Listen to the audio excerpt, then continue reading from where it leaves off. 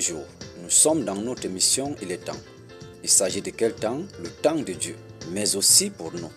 Car il dit, réveille-toi, réveille-toi et réveille-toi de force.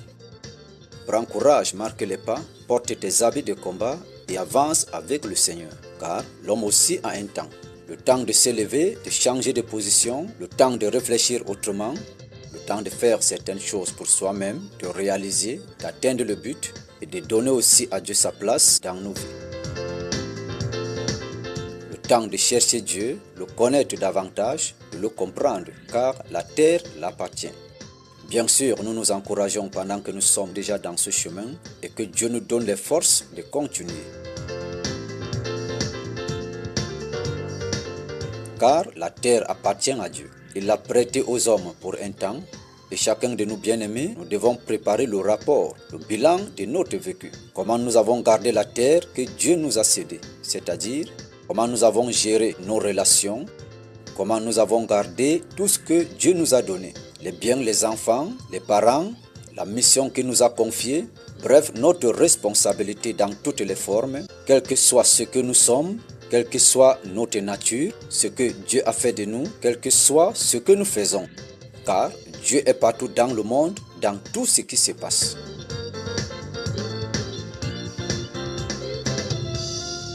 Le thème de notre mission de ce jour se repose sur une question, qui est la suivante. Le monde entier, ou alors tous les hommes de la terre, connaissent-ils Dieu? Alors, nous dirons oui. Comment donc cela est possible? Bien-aimés, voici donc notre développement. La Bible dit dans Romains chapitre 1 verset 19, « Car ce qu'on peut connaître de Dieu est manifeste pour eux, Dieu le leur ayant fait connaître. » Cela veut dire, bien-aimés, qu'on commence à connaître Dieu, son existence, à travers ce qu'il a créé, que tout le monde peut voir et comprendre que Dieu existe. La Bible continue à nous dire dans le verset 20 que, en effet, les perfections invisibles de Dieu, sa puissance éternelle et sa divinité se voient comme à l'œil depuis la création du monde, quand on les considère dans son ouvrage. La Bible, les Saintes Écritures, le Seigneur, continue à nous parler ici concernant la connaissance de Dieu, qui ne tient pas compte ici si nous avons lu la Bible ou pas, si nous avons été prêchés ou pas, mais qui demande de porter un regard attentif sur ce que Dieu a créé et considérer cela, car cela donne aussi la connaissance de Dieu dans sa puissance et sa divinité.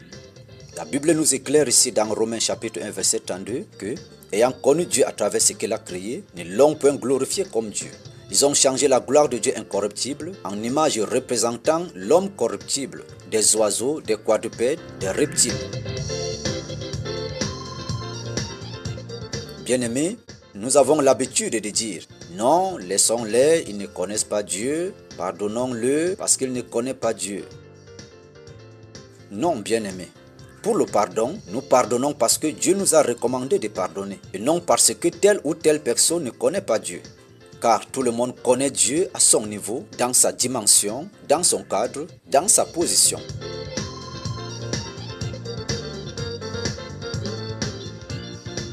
Ceci ou alors celle-ci que la Bible vient de nous dire qu'ils adorent les oiseaux, les quadrupèdes, les reptiles. Pourquoi? Pourquoi donc ils adorent cela?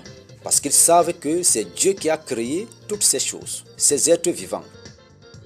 Mais ayant déjà cette connaissance, pourquoi alors ne pas adorer celui qui a créé ces choses au lieu d'adorer les choses en question?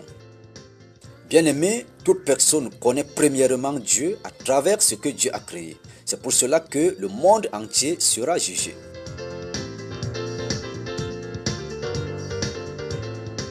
Prions donc pour nous, mais plus encore pour nos familles, afin de sortir de l'adoration des idoles, de l'adoration de la créature, au lieu d'adorer le Créateur, car le jugement de Dieu est déjà là.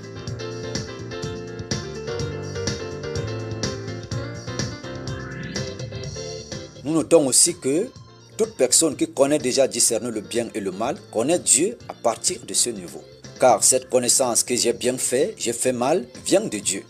C'est pour cela qu'à la lumière de la parole de Dieu dans Genèse chapitre 3, versets 4 à 5, le serpent avait dit à la femme dans le jardin d'Éden en ces termes. Alors le serpent dit à la femme, vous ne mourrez point. Mais Dieu sait que le jour où vous en mangerez, vos yeux s'ouvriront et que vous serez comme des dieux, connaissant le bien et le mal. Bien-aimés, en nous appuyant sur cette parole, prions ensuite pour nos enfants que nous accouchons ou alors que nous avons accouché, afin que Dieu les conduise à aimer le bien que le mal, afin de grandir dans la connaissance de Dieu et que la protection du Très-Haut demeure dans leur vie. Pour nous, ils sont encore les enfants, mais selon Dieu, ils peuvent déjà se tenir au jugement, car ils connaissent Dieu à travers le bien et le mal, sachant que si je fais ceci, j'ai bien fait, mais si je fais cela, j'ai mal fait. En plus, c'est à cet âge des enfants que la vie de l'homme commence à prendre d'autres tournures.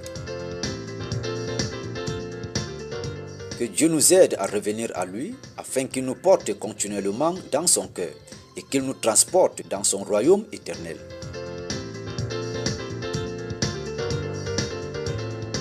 Que cette parole opère quelque chose en particulier dans nos vies intérieures et extérieures au nom de notre Seigneur Jésus-Christ. Notre mission est étant le pain quotidien à travers la parole de Dieu et la restauration divine. Nos témoignages et suggestions dans 00228 70 72 30 34 00228 70 72 30 34 et retrouvez-nous également dans toutes les boîtes des réseaux sociaux. Ministère international Fondation Lumière. L'émission Il est temps, Pasteur Emmanuel André. Amen.